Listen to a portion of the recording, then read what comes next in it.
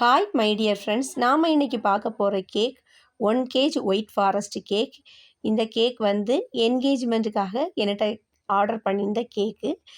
எப்பவும் போல் வந்து நம்ம 1 kg கேக்குக்கு வந்து பெரிய டின்னில் பேக் பண்ணுவோம். இவங்க என்ன பண்ண சொல்லியிருந்தாங்கன்னா, கேக் வந்து ஹைட்டாக வேணும்னு சொல்லியிருந்தாங்க. அதுக்காக நான் வந்து 1/2 kg கேக் வந்து பேக் பண்ணுற டின்னில் வந்து கேக்கை பேக் பண்ணி 6 லேயராக வந்து கேக்கை வந்து கட் பண்ணி வச்சுருந்தேன். கட் பண்ணிவிட்டு ஒவ்வொரு லேயராக வந்து கேக்கை செட் பண்ணியிருக்கிறேன். செட் பண்ண கேக் வந்து என்னென்னா, நம்ம 6 லேயரையும் செட் பண்ணிவிட்டு க்ரம் கோட் கொடுத்துட்டு நம்ம உள்ளாடி வந்து குச்சி வந்து சொருகி வைக்கணும். ஏன்னா ஒரு வேளை கேக் வந்து சரிகிறதுக்கு வாய்ப்பு உண்டு. அப்படி சரியாமல் இருக்கிறதுக்கு நம்ம வச்சுட்டு 1/2 hour ஃப்ரிட்ஜில் வந்து க்ரம் கோட் கொடுத்து வச்சுட்டு அதுக்கடுத்து ஃபைனல் கோட்டிங் கொடுக்கணும்.